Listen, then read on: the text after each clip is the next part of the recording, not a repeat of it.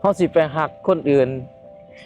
เฮาก็ฮักได้แต่เฮาฮักเฮาเองให้หลายก่อนแล้วก็ครอบครัวผู้ที่อยู่ใกล้เฮาที่สุดนั่นแหละ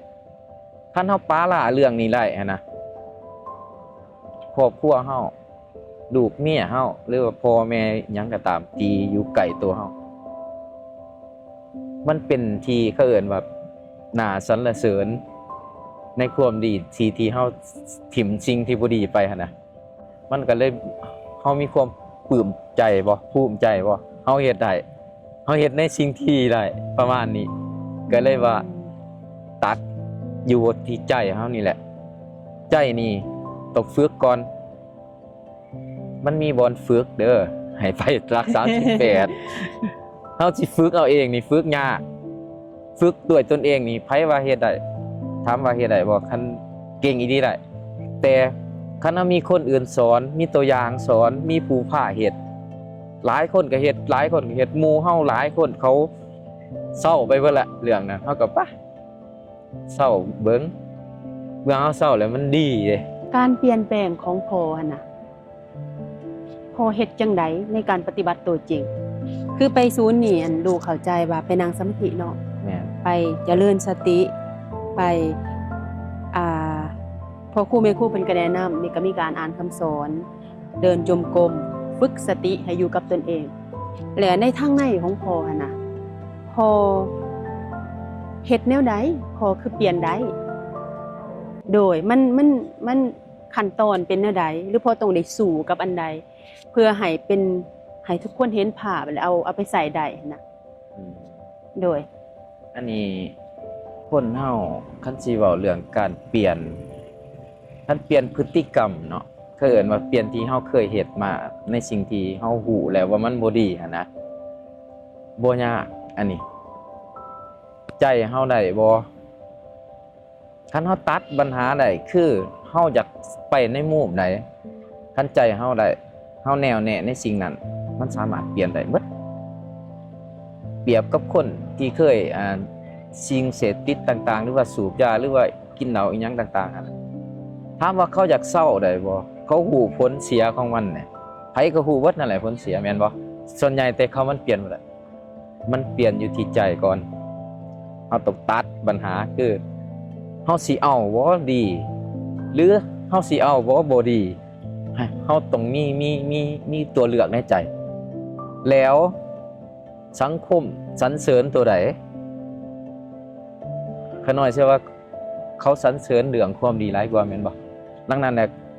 เฮาต้องตัดใจว่าสิ่งที่บ่ดีเฮาควรตัดออกเรื่องตัดอาจจะตัดยากแต่คันใจเฮาได้ตัดบ่ได้ยากคือขน้อยผ่านมาเรื่องเหล้าเบียร์นี่โอ้ยหลายคนก็สิเห็นนั่นแหละคือว่ามวลซื่นต่างๆถามว่ามวลซื่นมันมวลได้มวลจากใจบ่จำเป็นต้องเพิ่งแอลกอฮอล์หรือว่าเพิ่งเฮ็ดให้เฮาเสียสติจังม่วนดอกเฮาม่วนยามใดก็ได้เพราะว่าความม่วนก็คือเฮารู้สึกทุกอย่างมันก็คำว่ารู้สึกนั่นแหละม่วนมันสิอยู่ไสมันก็อยู่กับรู้สึกแม่นบ่ล่ะคันเฮารู้สึกม่วนมันก็ม่วนมันเป็นอาการเนาะมันเป็นอาการมันบ่แม่นว่าไปเพิ่งอันนั้นอันนี้มาให้มันม่วนบัดนี้เฮาเลยตัดว่าเอ้าผลเสียของสิ่งที่เฮาเคยเฮ็ดเนาะ1เหล้าเบียร์ต่างๆบ่หรือว่าเฮาไปในสิ่งที่บ่ถูกต้องหันนะเมื่อเฮาตัดปัญหาตัวนี้ออกจากตัวเฮาบ่เฮ็ดอีกแล้วหันนะผลที่ได้หลายเฮาฮักไผแลเฮาต้องเข้าใจเนาะเฮาสิไปฮักคนอื่นเฮาก็ฮักได้แต่เฮาฮักเฮาเองให้หลายก่อนแล้วก็ครอบครัวผู้ที่อยู่ใกล้เฮาที่สุดนั่นแหละคันเฮาปาละเรื่องนี้ได้หันนะครอบครัวเฮาลูกเมียเฮาหรือว่าพ่อแม่หยังก็ตามที่อยู่ใกล้ตัวเฮามันเป็นที่เขาเอิ้นว่าน่าสรรเสริญในความดีที่เฮาถิ่มสิ่งที่บ่ดีไปหั่นน่ะมันก็เลยเฮามีความปลื้มใจบ่ภูมิใจบ่เฮาเฮ็ดได้เฮาเฮ็ดในสิ่งที่ได้ประมาณนี้ก็เลยว่าตัดอยู่ที่ใจเฮานี่แหละใจนี่ต้องฝึกก่อนมันมีบ่อนฝึกเด้อให้ไปรักษา18เฮาสิฝึกเอาเองนี่ฝึกยาก ฝึกด้วยตนเองนี่ไผว่าเฮ็ดได้ถามว่าเฮ็ดได้บ่คันเก่งอีหลีได้แต่คันว่ามีคนอื่นสอนมีตัวอย่างสอนมีผู้พาเฮ็ดหลายคนก็เฮ็ดหลายคนก็เฮ็ดหมู่เฮาหลายคนเขาเศร้าไปเบิดละเรื่องนั้นเฮาก็ไปเศร้าเบิ่งเฮาเศร้าแล้วมันดีเด้มันดีก็ลองคิดว่าสิลองเศร้าเบิ่งแต่ว่าสุดท้ายก็เศร้าเลยแหละเดี๋ยวนี้ปัจจุบันบ่ไปในสิ่งที่บ่ถูกต้องอะนะก็เลยว่าชีวิตก็สบายเดี๋ยวนี้บ่จำเป็นต้องมีหลายคนหรอกมีผู้อยู่ข้างๆกายเฮานี่แหละเป็นกำลังใจอยู่นํกันแบบมีความสุขอันนี้ในสิ่งที่ขาน้อยคิดว่าเป็นสิ่งที่ดีที่สุดแต่ขาน้อยก็สามารถเฮ็ดได้ สาธุเนาะ คือพอเว้านะ1สำคัญว่าเฮาเห็นความผิดเฮาบ่ แม่น 2คันเฮาเห็นความผิดเฮาแล้วนี่คันใจเฮาบ่เข้มแข็งนี่เฮาตัดบ่ได้แน่นอน สำคัญใจ โดยเวลาไปฝึกทำจึงว่า ใจ ฝึกใจให้เข้มแข็งให้ได้ความตั้งมั่น แม่น จึงสิเห็นตนเอง จึงสิตัดได้แล้วซุ่มซ่นที่เฮาอยู่คนที่เฮาคบเนาะคือพ่อเว้าหั่นนะเขาสรรเสริญหยังอย่าลืมว่าคันเฮาไปอยู่กลุ่มคนชั่วเขาสรรเสริญความชั่วได้ท่านผู้ชมเนาะ ฉะนั้นเฮาต้องเอาตัวเองไปอยู่ในกลุ่มคนดี เขาจึงสรรเสริญความดีเฮาจึงสิมีกำลังใจความบ่ดีเขาบ่สรรเสริญเฮาก็อยากเปลี่ยนเพราะเฮาเข้าพวกบ่ได้ แม่น เนาะ เฮาเห็นเขาดีเฮาก็อยากดีนะ โดย ยกตัวอย่างในหลายฐานก็สิฮู้เนาะบ่เอ่ยชื่อเพิ่นดอกแต่ว่าเฮาก็ฮู้ในใจเฮาว่าเป็นเขาเอิ้นว่าคันสิเว้าภาษาต่างประเทศเขาว่าหยัง อันใดพอ ไอดอล ขาน้อยก็ ไอ บ่ ดอลโดย เออ ไอ ประ ด มาณ อ นั้ ล น แบบว่าผู้ที่เฮาถือเป็นแบบอย่าง เป็นแบบอย่าง ผู้ เห็น เฒ่า เห็นเห็นเห็นความดีของเขา โดย เฮาก็เลยว่าอยากดีตามบ่แม่นอยากดีตามเขาดอก อยากให้เฮาดีแต่เฮาเบิ่งเขา เขาดีรวยวิธีใด โดยเว้าก็ได้ว่าผู้ใดขน่อยสิสัมภาษณ์เพิ่น โอ้อันนี้ใส่สิสมหวังเด้ โอ้ขน่อยสัมภาษณ์แล้วได้พอ อำนวยการบริษัทเจริญไส้กรอก โดย โอ้สุดยอดแล้วนะ แม่นบ่ มัดเราก็รุ่นๆกัน แต่ก็ได้ร่วมในการไปฝึกหัดหรือว่าร่วมเดินทางนะครับหลายคนฮู้เนาะนางก็ โดย ฮู้ ผู้ ดี สัมภาษณ์ หลาย เพิ่นแล้ว ๆ ได้ คน พอหักคลิปบ่ทันออกจ้ะ โอ้ยสุดยอดแล้วเฮาก็เลยว่าเรายังเฮ็ดได้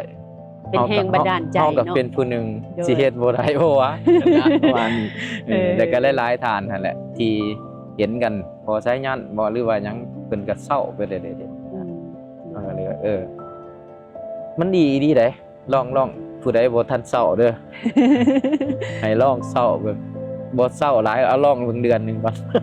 คันว่ามันดีขึ้นก็เศร้าเลยก็ดีคือเขาน้อย เศร้าใน นะ เรื่องแบบทั้งแบบเฮฮาปาร์ตี้ เฮฮา นี่ ป เนาะ ฏิบ่แม่นว่าให้เศร้าขาดเรื่องเอิ้นว่าจากหมู่จากกองดอกหมู่กองกันยังสัมพันธ์คือเก่าแต่เฮาบ่ไปลืมให้ตัวเองแบบฟิลขาดเสียสติหรือว่าไปมาล่ำมาลอยหั้นนะอันนี้ในศีลของหามันมีเนาะ โดย เนี่ยเหล้าหั่นนะเบียร์หั่นนะ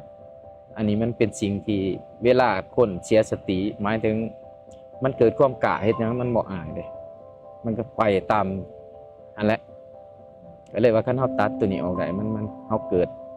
ความหยาดความอาย แล้วก็ผู้บาปผู้บุญหลายขึ้นคันเฮาใส่ตัวนั้นเข้าไปแล้ว บาปบุญนี่ก็บ่จะฮู้ได้ มันไปตาม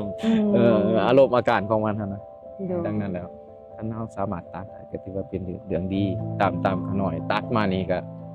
โอ้กูชื่อว่าหลายเรื่องแบบบ่เป็นแบบนั้น แบบบ่แตะเนาะ แบบบ่แต่ อืม ก็คือหลายคนก็ว่าโอ้ยเอาน้อยหนึงบ่เป็นหยังอันสิ่งที่น้อยหนึงนั่นแหละ มันจะเริ่มต้นไปหาหลายก็เลยว่าเอาตัดให้มันเศร้า เป็นกฎเหล็กโลด เป็นกฎเหล็ก โดย คันว่าเฮาบ่เศร้านี่มันสิยาวถ้าเมื่อเฮาเศร้าเลยโอ้ดีขึ้นนี้ดีได้ยอมรับหลายคนก็ว่ากันหน่อยเฮ็ดได้จังไดสิ่งเดียวที่เฮาเฮ็ดได้คือการไปฝึกตัวเองสำคัญสุดคันเฮาบ่ฝึกนี่แน่แล้วก็เปรียบเหมือนเฮาเล่นกีฬาหยังหรือว่าเฮ็ดหยังกิจกรรมต่างๆเนี่ยคนอื่นต้องฝึกก่อนสิเก่งต้องฝึกอันนี้คือกันถ้าเฮาอยากเศร้า